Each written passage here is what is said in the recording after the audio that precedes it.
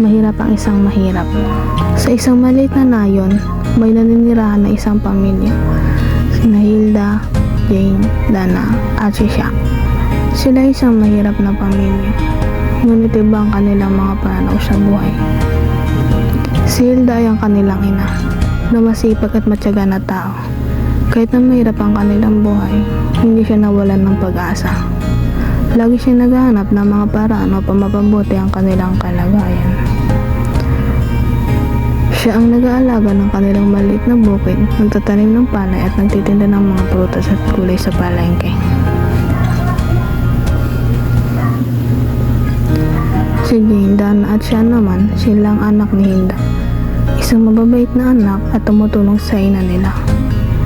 Sila ay nagtatrabaho ng masipag at matyaga. Isang araw, nagkaroon sila ng malaking problema.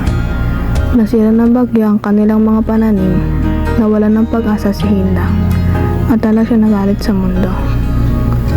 Bakit ba ganito ang buhay natin? Paano na tayo ngayon? Ngunit si Jane ay hindi nag-alala. Hindi natin dapat sisihin ang kapalaran. Kailangan natin magsikap upang mapagtagumpayan ang mga pagsubok na ito. Nagtrabaho ng masipag at mabuti ang magkakapatid upang maibalik ang kanilang bukid. Nagtanim sila ng bagong palay at nag-aalaga ng mga bagong puno ng prutas. Sa kabila ng paghihirap, hindi sila sumuko. Si Hilda naman ay patuloy na nalugmok dahil sa nangyari sa kanilang bukid.